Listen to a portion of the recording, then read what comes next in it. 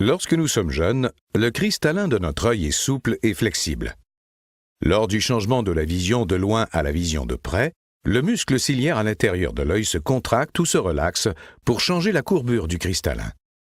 Ceci entraîne la mise au point de l'image pour la rendre nette et précise à toutes les distances. Avec l'âge, autour de la quarantaine, le cristallin devient de moins en moins flexible et perd sa capacité de modifier sa courbure.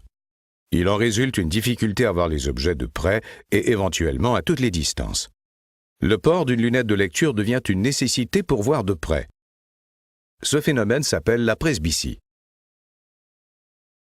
Il existe une technique chirurgicale pour corriger la presbytie qui utilise le laser excimaire que l'on appelle monovision. On corrige un œil pour voir de loin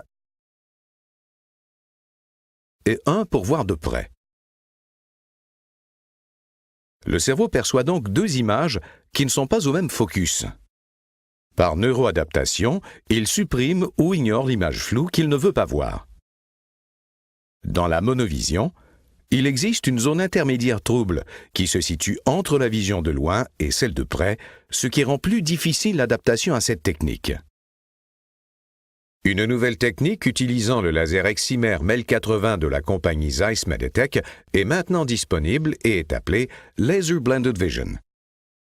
Elle utilise le principe de la monovision avec la combinaison de la correction par front d'onde qui augmente la profondeur de champ. Ceci élimine virtuellement la zone floue intermédiaire. Avec la correction Blended Vision, l'œil dominant est corrigé pour voir de loin et est corrigé pour augmenter la profondeur de champ, rendant la vision intermédiaire plus claire. L'autre œil est corrigé pour voir de près et est corrigé aussi pour augmenter la profondeur de champ, rendant aussi la vision intermédiaire plus claire. Les deux images, celle de loin et celle de près, sont beaucoup plus ressemblantes dans la vision intermédiaire, créant une fusion ou blended zone des deux images.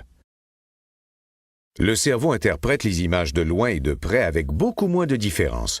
Il en résulte que la correction par le laser Blended Vision est tolérée par la plupart des patients.